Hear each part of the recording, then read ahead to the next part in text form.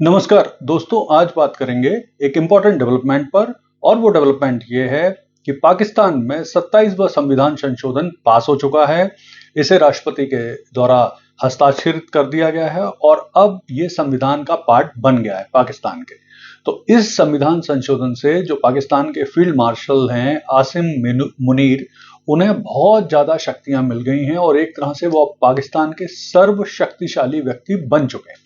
तो आइए इस पूरे घटनाक्रम का विश्लेषण करते हैं और जानने की कोशिश करते हैं कि किस तरह से जो पाकिस्तान के फील्ड मार्शल हैं आसिम मुनीर, अब उन्हें बहुत ज्यादा शक्तियां इस संविधान संशोधन से मिल चुकी हैं। तो देखिए, इस संविधान संशोधन के अंतर्गत जो आसिम मुनीर हैं उनके लिए एक नया पद बनाया गया है जिसे नाम दिया गया है चीफ ऑफ डिफेंस फोर्स यानी CDF। और इसके अंतर्गत पाकिस्तान की जो तीनों सेनाएं हैं, नौसेना है, थल सेना है और वायुसेना, उसको कर दिया गया है। यानी अब तीनों सेनाओं का हेड आसिम मुनीर रहेंगे। इसके अलावा जो एक पुराना पद था जो इन तीनों सेनाओं के बीच में कोऑर्डिनेशन करता था, चीफ ऑफ ज्वाइंट कमेटी, वो भी खत्म कर दिया गया है। यानी अब हेड आसिम मुनीर ही रहेंगे। इसके अलावा जो आसिम मुनीर हैं उनको पूरी अपनी जिंदगी भर 5 स्टार फील्ड मार्शल का पद रहेगा उनके पास, और उनके ऊपर किसी भी तरह का आपराधिक मुकदमा या केस नहीं चलाया जा सकेगा। यानी एक तरह से वो अब सर्वशक्तिशाली व्यक्ति पाकिस्तान में बन चुके हैं।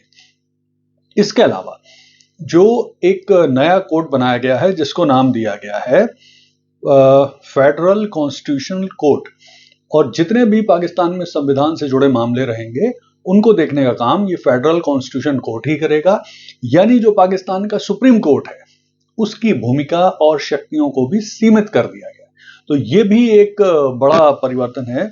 और इसके अलावा जो पाकिस्तान के मतलब CDF रहेंगे, उनके अंतर्गत ही पाकिस्तान की जो न्यूक्लियर कमांड रहेगी वो भी उन्हीं के अंतर्गत कर दी गई है।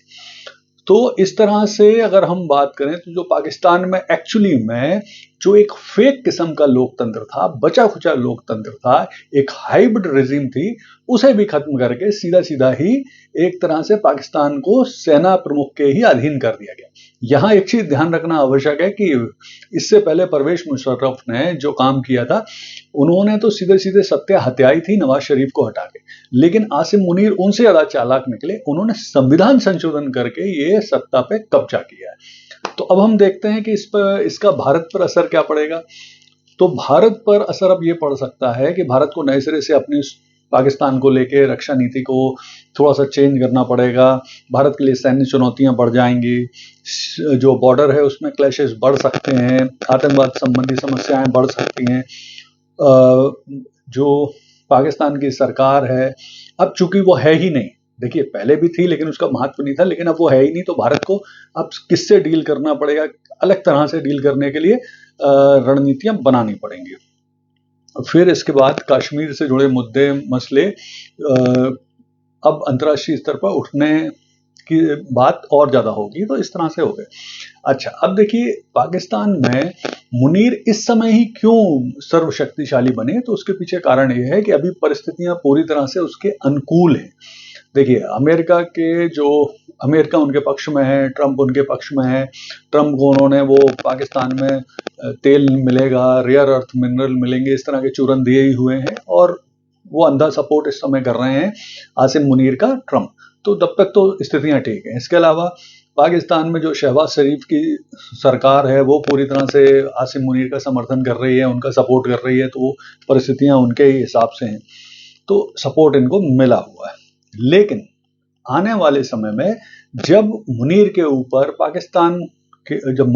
अंतर्राष्ट्रीय दबाव पड़ेगा, पाकिस्तान की जनता विद्रोह करेगी। विशेष तौर पे जो इमरान खान से जुड़ा हुआ मसला इन दिनों चल रहा है, उसके बाद क्या होगा वो निश्चित तौर पर डिसाइड करेगा कि उनकी शक्तियां वास्तविक रूप से कैसी हैं, कितनी हैं। फिर जो पाकिस्तान के वकील हैं और जो जज हैं वो ऑलरेडी इस्तीफा दे रहे हैं, वकील विद्रोह कर रहे हैं, आंदोलन चला रहे हैं। इसके अलावा जो भारत और अन्य देशों का जो दबाव पड़ेगा, अंतर्राष्ट्रीय संगठनों का दबाव पड़ेगा, उस समय क्या मुनीर करेंगे, कैसे मुनीर इन सब चीज़ों को हैंडल करेंगे, उस पर डिपेंड करेगा। लेकिन अगर हम फिलहाल की परिस्थिति देखें तो मुनीर के पक्ष में सब कुछ दिख रहा है। वो पाकिस्तान के सर्वशक्तिशाली व्यक्ति बन चुके हैं और पाकिस्तान में जो नाम का लोकतंत्र था वो भी मुझे लगता है अब पूरी तरह से खत्म हो गया। तो आने वाले समय में निश्चित तौर पर इस पर और कुछ डेवलपमेंट होंगे तो उस पर मैं वीडियो बनाता रहूंगा। धन्यवाद।